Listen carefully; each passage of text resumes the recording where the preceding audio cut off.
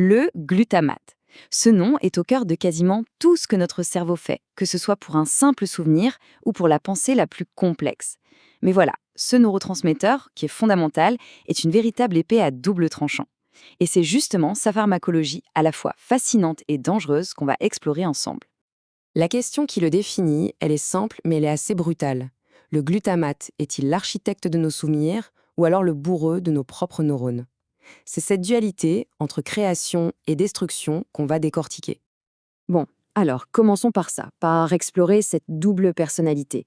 Comment est-ce qu'une seule et même molécule peut être à la fois indispensable à l'apprentissage et, dans d'autres situations, devenir une toxine mortelle pour notre cerveau? Il faut voir le glutamate comme l'accélérateur principal du cerveau. C'est le neurotransmetteur excitateur majeur, celui qui donne le signal go, le signal action aux neurones. Son rôle est donc absolument crucial pour la transmission synaptique rapide et c'est ce mécanisme qui est à la base de tout apprentissage et de toute mémorisation.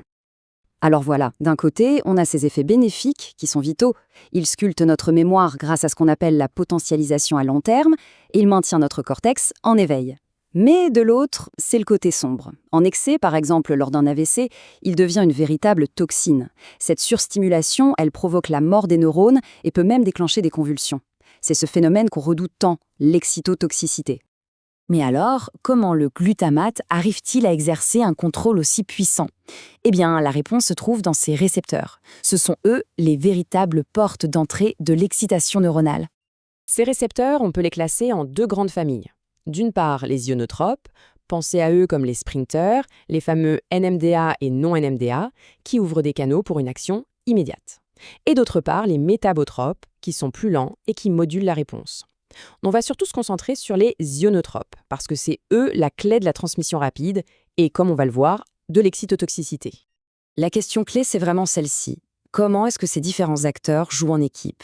Parce que leur synergie, c'est l'une des choses les plus élégantes de la neurobiologie et elle est juste cruciale pour la plasticité de notre cerveau. Ce qui se passe ici, c'est un véritable ballet moléculaire en 3 temps. Premier temps, le glutamate active les récepteurs non-NMDA. Ça provoque une petite dépolarisation. C'est un peu la clé qui met le contact dans la voiture. Deuxième temps, et c'est le point crucial, cette dépolarisation, elle va expulser l'ion-magnésium qui bloquait le récepteur NMDA, un peu comme si on déverrouillait une porte de sécurité. Et enfin, la porte NMDA s'ouvre et là, elle laisse entrer massivement du calcium.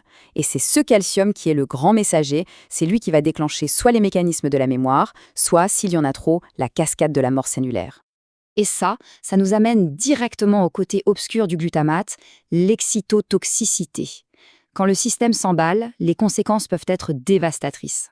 L'excitotoxicité, c'est précisément ça. C'est la mort des neurones, empoisonnés par un excès de stimulation.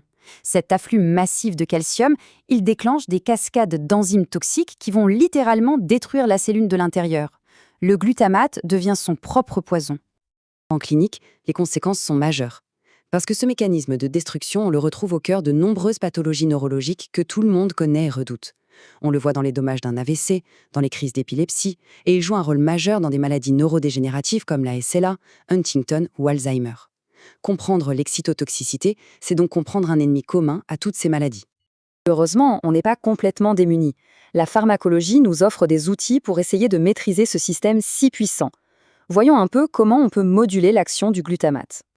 On a plusieurs leviers pharmacologiques, plusieurs stratégies. On peut agir en amont, c'est-à-dire en réduisant la libération de glutamate. C'est ce que font la lamotrigine pour l'épilepsie ou le riluzole pour la SLA. Une autre stratégie, c'est de bloquer directement la porte d'entrée, le récepteur NMDA. Ça, c'est le mécanisme de la kétamine qu'on utilise en anesthésie, mais aussi pour la dépression. Et puis, plus rarement, on peut chercher à stimuler le système, comme avec l'aspartate dans certains états de fatigue. Finalement, si on prend un peu de recul, toute la pharmacologie du glutamate tourne autour d'un seul et unique concept, l'équilibre. Plus de 80%. C'est la proportion de synapses dans notre cortex qui fonctionne avec le glutamate. Ce chiffre, il est énorme et il explique tout. Le moindre déséquilibre dans ce système a des conséquences potentiellement dévastatrices sur l'ensemble du cerveau. Du coup, le but de la pharmacologie, ce n'est jamais de simplement éteindre ou d'allumer ce système à fond. Non, c'est bien plus subtil. Il s'agit de le régler finement, de le ramener à son point d'équilibre pour qu'il puisse remplir ses fonctions vitales sans pour autant devenir destructeur. C'est un véritable travail d'horloger. En conclusion, le glutamate nous enseigne une leçon vraiment fondamentale. La frontière entre la fonction et la pathologie, entre la vie et la mort d'un neurone, est incroyablement fine. Tout, absolument tout, est une question d'équilibre.